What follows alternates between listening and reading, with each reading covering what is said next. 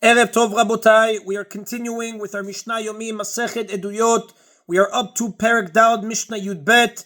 Today's Mishnayot should be Le'elu Nishmat, Neria ben Svetlana, Ranbai, Eliyahu ben Burchai Israelov, Chanabad Miriam, Sason ben Ryan, Yoshua ben Shifra, Menuchatam began Eden, Amen, and Le'avdir ben Chaim, L'Chaim, V'Darifua, Shen Emav, Daniel, Shalom ben Rosa, B'tok Shah, Cholei Israel, and Achlama, Merav, Binyamin, Od Zion, Chai ben Dvorah. The next dispute, which also appears in Alot, chapter 11, Mishnah 3, deals with the laws of Tumah transmitted by means of oil, a roof. If a roof covers both a human corpse or part of one, and a person or utensil, Tumah is transmitted from the corpse of the person or utensil. However, a crack that goes from one side of the roof to the other divides the roof into two separate sections. In that case, a corpse under one section does not transmit Tumah to people or utensils under the other section, but if there is an object such as a board or garment beneath the crack, and that object is at least one tevach above the ground, it serves as an awl that connects the two sides of the roof, forming one continuous awl. The sides of the object are viewed as though they extend upward to the roof, so the two sides of the roof are connected to the object. The object must be at least a tevach above the ground, because that is the minimum height of an awl. Tumah can then spread from a corpse that is under one side of the roof to people and things that are under the other side. The Mishnah discusses whether a person lying on the ground beneath the crack is capable of connecting the two sides. Adam shu natun tachat hasedek. If a person is lying under a crack in a roof, Bet Shammai Amrim, Bet Shammai say, eno mevi et tumah, he does not spread tumah, since he is lying on the ground without a tefach of space between his body and the ground. He cannot act as an awl that bridges the gap between the two sections of the roof. Therefore, if a corpse is beneath one section of the roof, it does not transmit tumah to people or utensils beneath the other section. Bet Hillel Amrim, but Bet Hillel say, Adam chalulu, a person is hollow, meaning there is a tefach between the front and back of his body. V'atzad ha'elyon mevi et tumah, and therefore the upper side of his body, the side above the hollow, does spread tumah. According to Bet Hillel, it does not matter that organs fill the hollow of the body, because they view the body as having several distinct layers, with the uppermost layer being one tefach above the ground. Bet Shammai, on the other hand, regard the human body as a single entity, like a solid block. Therefore, the entire body is within one tefach of the ground, which is too low for it to serve as an oil.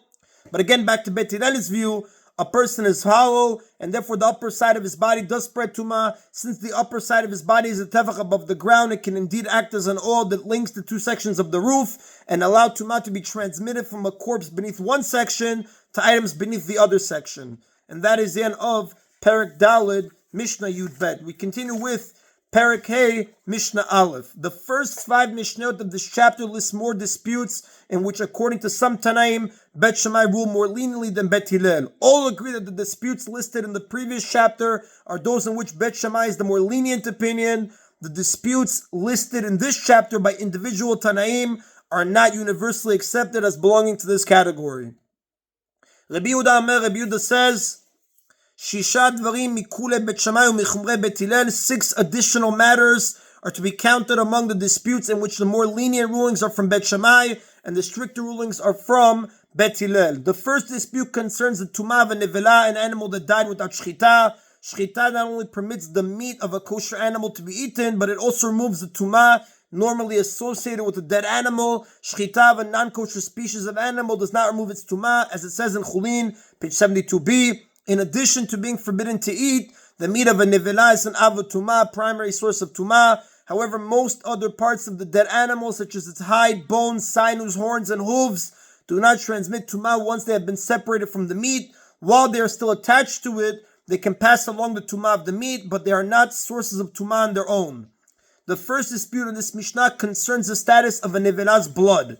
Dam nevelot, the blood of nevelot, Bet Shammai metarin. Bet Shammai ruled that it is completely ta'ol, like the other parts of a nevelah that are not meat.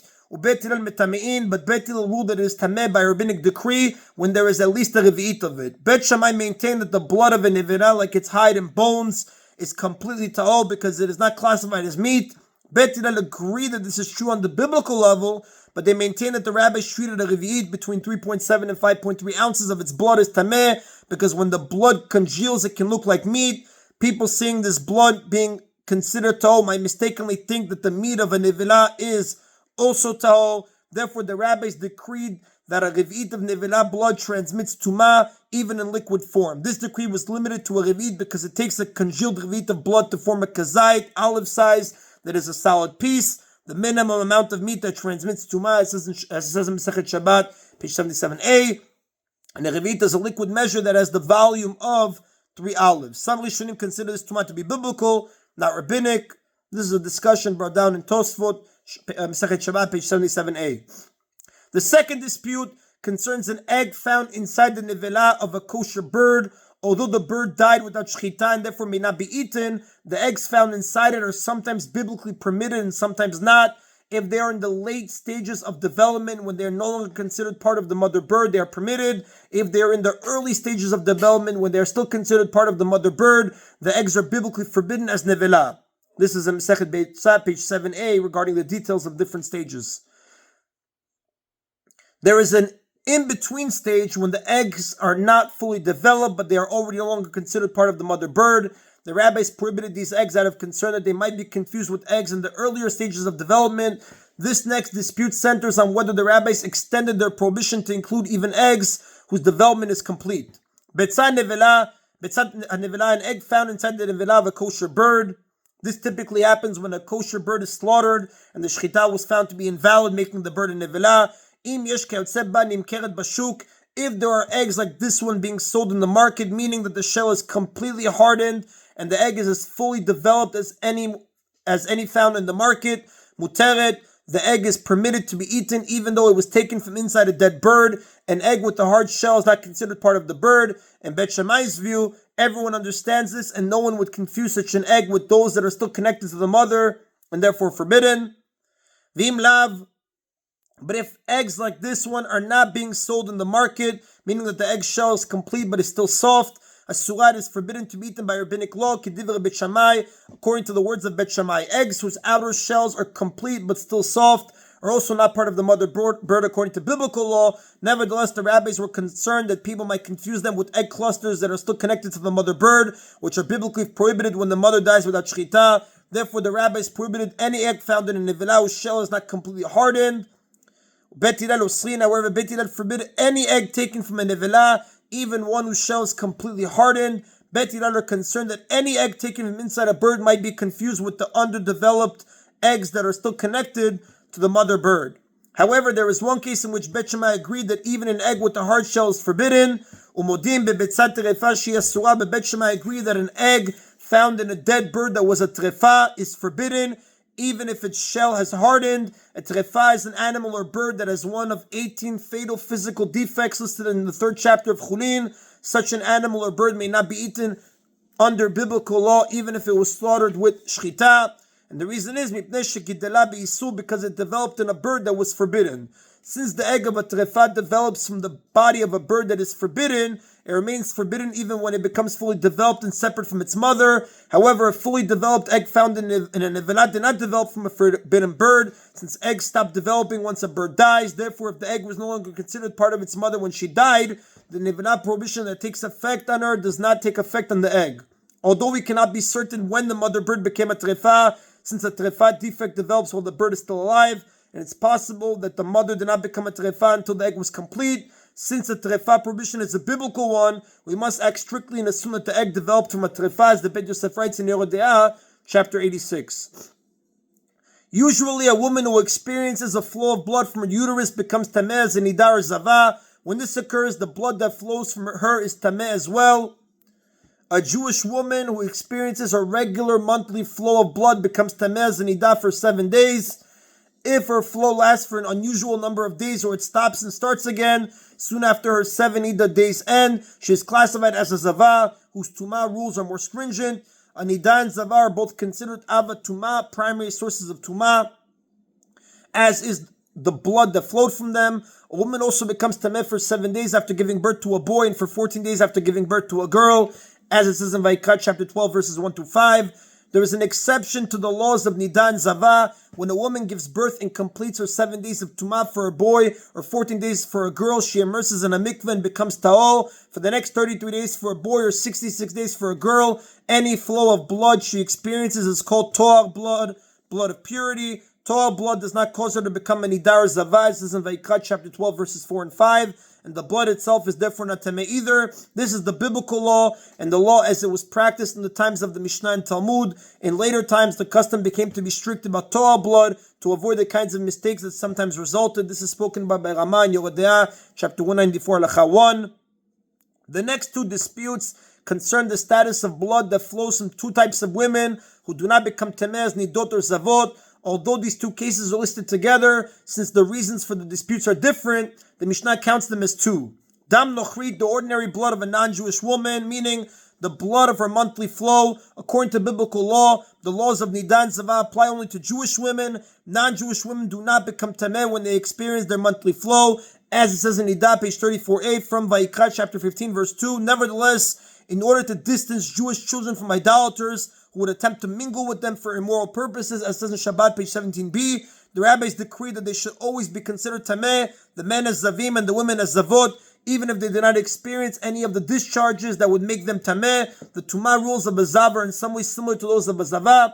One of the Tumah rules of the zav, nidah and zavah, is that their urine, saliva, and mucus, the body fluids normally secreted by a person, are also considered primary sources of Tumah. Avodah Tumah, this is in Kelim, chapter 1, Mishnah 3, and the Rambam in Echot Mishkav Moshav, chapter 1, Alachot 15 and 16. Since these women are rabbinically decreed to be zavot, their body fluids are also rabbinically tameh. The question is whether the blood of their monthly flow is likewise tameh under this decree. V'dam ta'orah shel mitzorat, and Torah, blood of a Jewish mitzorat who gave birth. A mitzorat is a woman who has contracted one of the skin afflictions described in Vayikra chapter 13 and 14, which makes a person tameh. These are known as tarat. A mitzorat is an avot tumah. Like the zav and zavah, her body fluids, urine, saliva, and mucus are also considered avot tumah, as it says in Nidah, page 34b. The question here is whether her Torah blood is considered so as well. Although a woman does not become a nidar or zavah from Torah blood, the fact remains that this blood was secreted from the mitzorat, and her other body fluids are considered tameh. Bet Shammai mitarin, Bet Shammai rule that their blood is tahor, whether it is still moist or has dried. Although the rabbis decreed that these women should be considered zavot, and the ordinary menstrual blood of nidot and zavot is considered tameh, the rabbis made an exception in regard to the menstrual blood of these women. The rabbis were concerned that if they were treated completely like Jewish zavot, people would forget that their tumah is only rabbinic.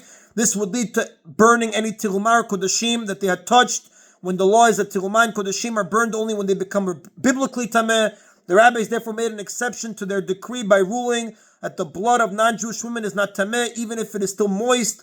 This exception serves as a reminder that the tumah of a non-Jewish woman is only rabbinic.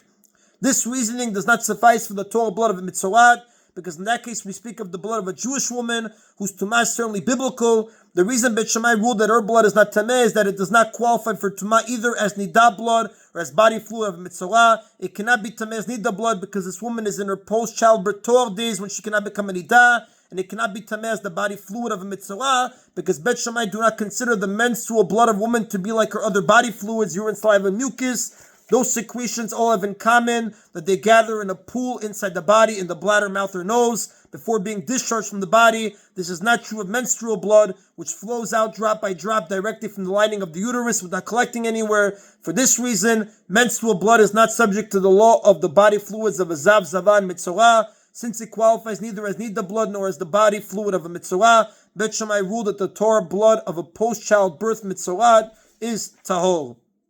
Bet Hillel אומרים, בבית הלל say, kiruka uvmeme raglea. In both cases, the woman's blood is treated like her saliva and urine, just as her saliva and urine are tameh, but only when they are moist. So too her blood is tameh, but only when it is moist, not once it has dried. Bet Hillel agree with Bet Shammai that the rabbis made an exception in regard to the blood of such a woman, so that people not forget that her tumah is only rabbinic. However, Bet Hillel hold that the rabbis did not declare her blood entirely tahor, but simply changes tumah in a single detail. Unlike the blood of a Jewish zavah, which is tameh even after it has dried, the blood of such a woman is tameh only when it is still moist, like her urine and saliva. Bet Hillel also agree with Bet Shammai that the menstrual blood of a nidah and zavah is not treated like the other body fluids of nidot and zavot, since it does not gather inside the body before being discharged.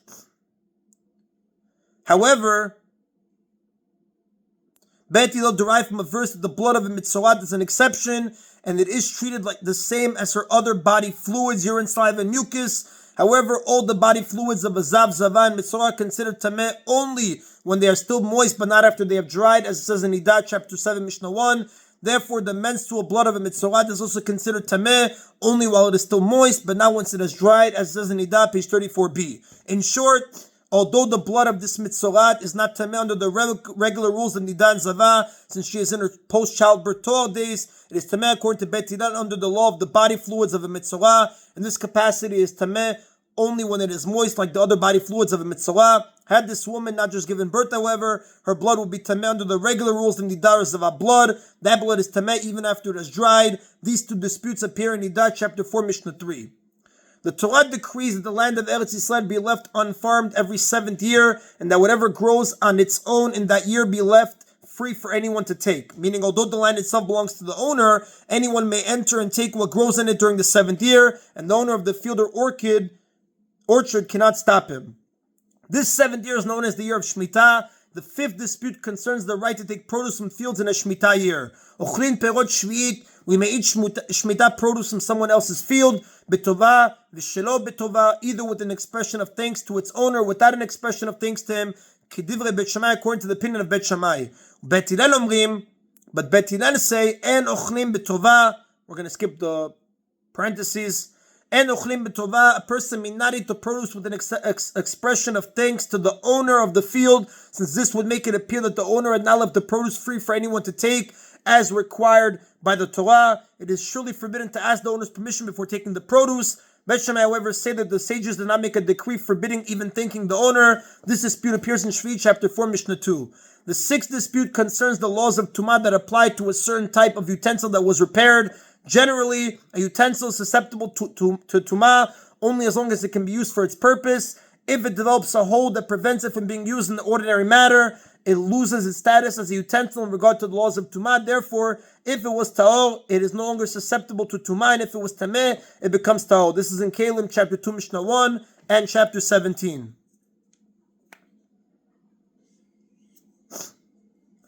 Hachemet, a leather jug that was punctured and then tied to close the hole. For example, a leather canteen used by travelers to carry water became unfit for use due to a puncture. The leather around the hole was then tied closed to close the hole rather than being sewn shut, which would have sealed it permanently.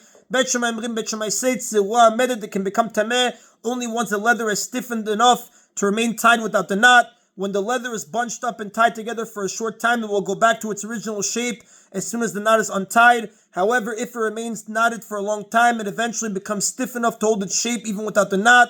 A punctured canteen that would remain tied is one whose leather has so stiffened that it would remain leak-proof even without the knot. According to Bet Shammai, only such a canteen is classified as a utensil and able to become tameh, because only then is the repair considered permanent. But until that happens, the repair is considered only temporary, and the canteen is tahor. Bet Hillel say, it can become tameh even though it would not remain tied without the knot. According to Bet Hillel, as long as the puncture remains tied shut and leak-proof, the canteen is considered a utensil and is able to become tameh. And that is Rabotai of today's Mishna Yomi. Baruch Adonai Leolam. Amen v'amen.